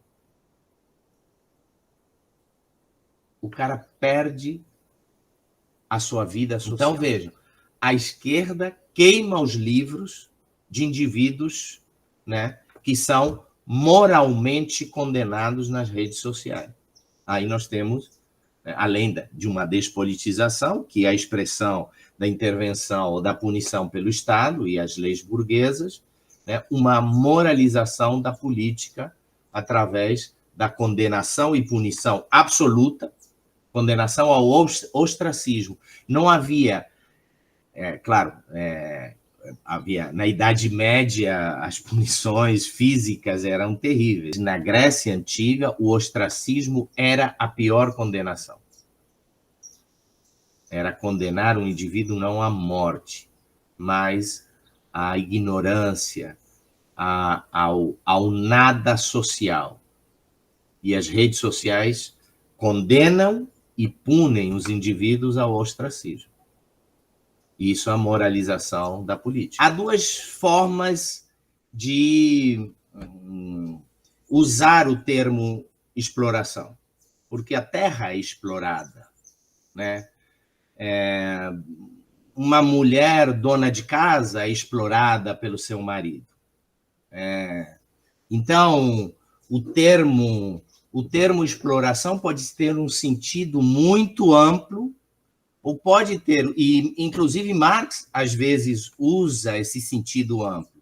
Marx vai dizer o escravo é explorado, né? Então, você pode dar um sentido muito amplo ao termo exploração, né? Ou pode dar o sentido estrito, que é o que vai peculiarizar o modo de produção capitalista. O que peculiariza? O que é central no modo de produção capitalista? A separação do trabalhador e os meios de produção. Meios de produção sem trabalhador, trabalhador não faz nada. Trabalhador separado dos meios de produção também não faz nada. Então, com essa separação se dá com a Revolução Industrial. Uma oficina, ferramentas para trabalhar é absolutamente compatível com a propriedade do trabalhador. Uma indústria não mais. O trabalhador que se apropria de uma indústria deixa de ser trabalhador, se torna um capitalista industrial. Então, indústria, o meio de produção, e trabalhador, trabalhadora se reúnem através de uma relação salarial. Seja ela salário por tempo, seja ela salário por peça, né? E essa reunião funda a exploração. O que é a exploração? No sentido estrito da palavra, não no sentido geral. No sentido estrito da palavra, a exploração é, a produção de mais-valia. Pronto, sabemos. O trabalhador ganha um salário, né, vamos supor, R$1.000, e vende sua força de trabalho por 8 horas. Na primeira hora da sua jornada de trabalho, produziu mercadoria equivalente a R$1.000. Nas restantes 7 horas, produziu mais-valia. Aí o trabalhador diz, pronto, mas eu já compensei em mercadorias o valor que eu recebo como força de trabalho, esta parte da mais-valia me pertence, porque eu produzi além do valor do meu salário, vou levar para casa. Não, não é assim. O trabalhador não apenas produz mais-valia, mas essa mais-valia é explorada pelo capital. Por quê? Porque o trabalhador não vendeu sua força de trabalho para produzir mercadorias equivalentes ao valor que recebe sua força de trabalho. Ele vendeu sua força de trabalho por 8 horas. Então, essa mais-valia pertence ao capitalista. Isso é exploração, no sentido estrito da palavra. Então, essa exploração, no sentido estrito da palavra, envolve uma relação de produção que é típica do capitalismo. Marx dizia, o que diferencia um modo de produção de outro não é o que se produz, mas é o como se produz. Através de que relações?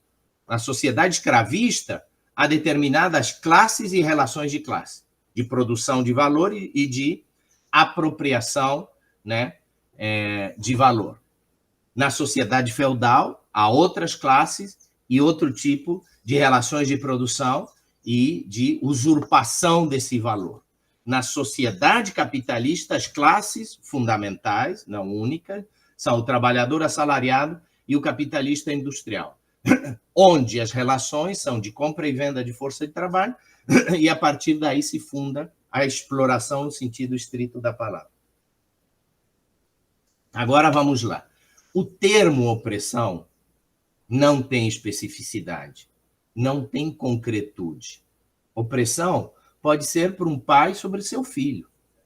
Tomar decisões, né, pelo seu filho, o filho não quer ir à escola, o pai decide que vai à escola, que vai tomar certo remédio, né? Pode-se chamar isso de opressão. Então, veja, o termo opressão envolve uma gama muito ampla. Não tem um sentido estrito da palavra. É dominação, é subordinação, é violência. Opressão representa muitas coisas e muitas possibilidades. Vamos lá. Na sociedade feudal, Marx dizia, em toda a sociedade de classe é um produtor de valor e um usurpador. Na sociedade feudal, é o pequeno produtor, seja de uma oficina artesanal, né? Seja o trabalhador rural, e o senhor feudal. Essas são as classes fundamentais. Como se dá essa usurpação? Por que o trabalhador, né, de uma pequena oficina, né, ou de um pequeno terreno, o trabalhador rural, por que paga impostos? Por que cede parte, ou às vezes totalmente, a sua produção para o senhor feudal? Por pura opressão. O senhor feudal possui o exército que oprime o trabalhador para se apropriar do valor parcial ou total da sua produção. Sem opressão, sem o exército, o senhor feudal nunca receberia um imposto dos trabalhadores. Então, vejam, essa relação se funda na opressão. Se a gente for para a sociedade escravocrata, o trabalhador escravo produz valor. O dono do trabalhador escravo se apropria, usurpa esse valor. O que funda? O que leva ao valor produzido pelo trabalhador escravo ser apropriado, usurpado pelo seu dono, por senhor do engenho, etc. Pura opressão, inclusive estrutural, do Estado. Sem opressão, o trabalhador não cederia a sua produção, né, para o outro indivíduo, por senhor do engenho. Então, vejam, no feudalismo, no escravismo, a opressão funda a usurpação do valor produzido por um e apropriado por outro. Na sociedade capitalista, há opressão, certamente, claramente que sim. Mas o que funda na sociedade capitalista a exploração não é a opressão. É a compra e venda da força de trabalho. Eu combino com o meu empregador vender a minha força de trabalho por um salário e tudo que é produzido na jornada de trabalho por mim, na medida que eu alienei a minha força de trabalho, é apropriada pelo capitalista. E eu não tenho como questionar isso. Eu posso, para o próximo mês, dizer, não, eu quero mais salário, quero um aumento de salário, quero outras condições de trabalho, quero reduzir a minha jornada de trabalho, quero me apropriar de metade da mais-valia. E certamente o capitalista vai me demitir, porque está cheio de trabalhadores dispostos a vender a sua força de trabalho pelo mesmo salário, né? Ou até menos. Então, vejam que a força de trabalho é uma mercadoria. Isso, inclusive, o que diferencia, né?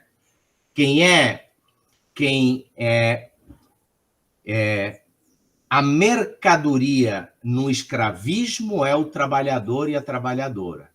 A mercadoria no capitalismo, o trabalhador e a trabalhadora são, entre aspas, e de forma muito formal, vale a redundância, livres. O que se mercantiliza no capitalismo é a força de trabalho. E isso, vejam, funda a exploração. O que é a exploração? A forma de usurpação específica na sociedade capitalista através da relação salarial. Essa relação salarial se dá por uma relação de opressão? Não, se dá por um contrato. Eu posso não estar satisfeito, mas eu assinei o contrato. Eu posso achar que meu salário é pequeno, que é injusto, mas eu assinei o contrato. Então, vejam, há opressão nessa relação? Certamente que sim, mas não é no capitalismo, não é a opressão que funda a relação de usurpação do valor produzido pelo trabalhador e apropriado pelo usurpador. Então, vejam, a usurpação, a opressão é o fundamento dessa usurpação no feudalismo, no escravismo. Mas ela existe, mas não é o fundamento da exploração, portanto, da usurpação na sociedade capitalista. Agora, no que diz Dimas, Há trabalhadores e trabalhadoras, negros, brancos, imigrantes, LGBT, cristãos, etc. A classe trabalhadora é diversa, plural, e há opressão interna, inclusive, entre trabalhadores, entre a classe, dentro da classe trabalhadora. Então, pensar a classe trabalhadora é pensar também a sua diversidade de relações, inclusive de opressão. E como eu dizia antes, e eu subscrevo, e a minha análise leva a isso, né? O Domênico Lossurdo, ele entende e justifica que na própria concepção marxiana e pós-marxiana, e marxista, pelo menos um grande volume, na própria concepção de luta de classes, está a luta pela dimensão econômica e a luta também pelo reconhecimento, nos termos que ele diz. Ele não usa, né, opressão, mas envolve. Engels, no Manifesto do Partido Comunista, vai dizer, perdão, na origem do Estado, agora fugiu o título, né? Ele vai dizer que a primeira classe oprimida é a opressão do homem pela mulher. Isso, a origem do Estado, da propriedade privada e da família, mudando isso. Então, está tratando como classe, né, e como primeira forma de opressão. Então, isso tudo para concordar com Dimas, mas sem perder a centralidade de classe, porque você mesmo disse, Dimas, Marx, quando vai analisar uma sociedade, qualquer sociedade, diz o primeiro numa sociedade é a produção de bens. E, portanto, o que vai caracterizar essencialmente essa sociedade é as relações que as pessoas se dão para a produção e distribuição desses bens.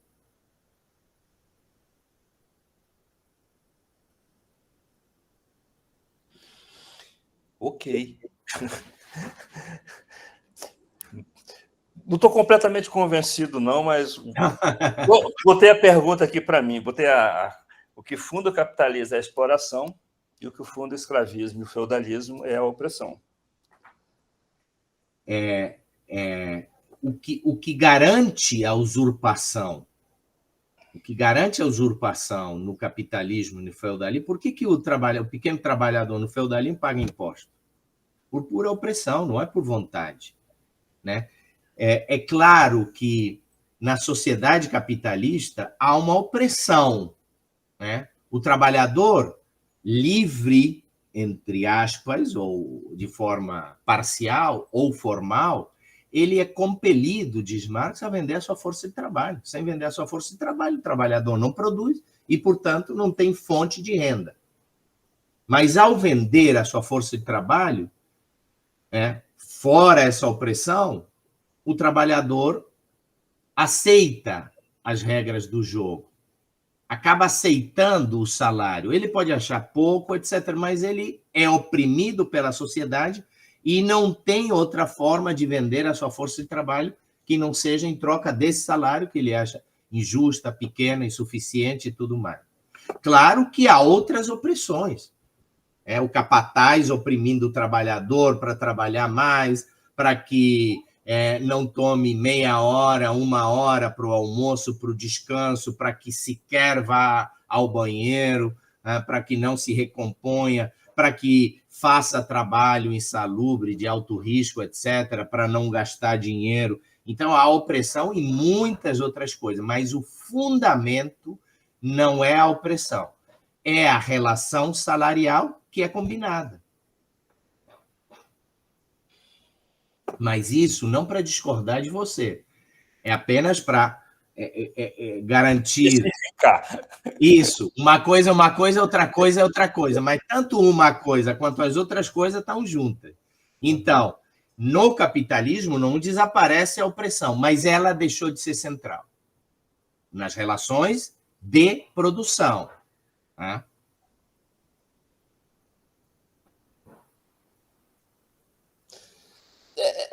Por exemplo, na acumulação primitiva, o Marx fala da extrema violência que foi aquele processo de opressão fudido para emergir o capitalismo. O que você está dizendo, então, é que, ao emergir, a exploração passa a ser a centralidade, não a opressão. Porque havia opressão na acumulação primitiva, senão não haveria acumulação prévia. Apropriação. Por assim dizer. Claro. Aliás, hoje, tem mecanismos que não são parecidos com a acumulação primitiva, quando invadem terras de índio e expulsam esses índios dessas terras para explorar a terra. Enfim, eu entendo que você está querendo colocar, mas eu fico um pouco ainda... Recomendo um filme e um livro, inclusive para trabalhar isso. O filme é Quanto Vale o É por Quilo, que é um filme que... dos anos 90, né? Hein? É dos anos 90, sobre ONGs, é maravilhoso. Quanto vale o quê? Quanto vale o É por Quilo? Ah. Quanto vale o É por Quilo? É uma pergunta. O filme compara e contrasta o fenômeno das ONGs, as ONGs que prestam o serviço, mas enriquecem, né? Com a Lei Áurea.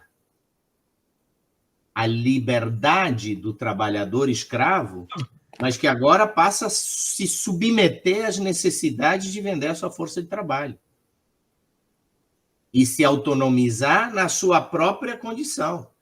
Através do salário, o trabalhador tem que se perpetuar enquanto classe trabalhadora, enquanto família, enquanto indivíduo, né? Então, a Lei Áurea, no Brasil e em outros países, outros processos, inclusive anteriores, traz uma liberdade formal, que não é desprezível, mas é formal. Porque o trabalhador, a trabalhadora são livres, desconsiderando todo o processo de discriminação, etc., mas são obrigados a venderem sua força de trabalho para se autossustentarem. Então, esse filme, Quanto Vale por Quilo, merece ser visto para pensar um pouco isso. O livro não é o único livro, certamente tem muitos, mas um livro de Erich Fromm, O Medo à Liberdade, onde Erich Fromm mostra como a liberdade traz uma novidade, né, que às vezes retira a certeza, né, a certeza de saber o que esperar, né, e, portanto, produz, em primeira instância, medo e solidão. Tá? No caso da Lei Áurea, do trabalhador escravo para o trabalhador capitalista, o medo, agora eu dependo de mim. Agora eu preciso vender a minha força de trabalho num contexto onde nem todo trabalhador ou trabalhadora consegue vender a sua força de trabalho. Agora eu tenho que me qualificar para melhor vender ou até para conseguir vender a minha força de trabalho. Então, tudo isso envolve também, certamente, relações de opressão. Mas ela não é central. Repito, para as relações de opressão, né? Para as relações de produção. Onde a centralidade, assim como a centralidade, se a classe tem centralidade, não primazia, não precedência, não maior importância do que a identidade, a exploração tem centralidade sem desconhecer, sem ser mais importante, mas centralidade em relação às relações de opressão, discriminação, etc.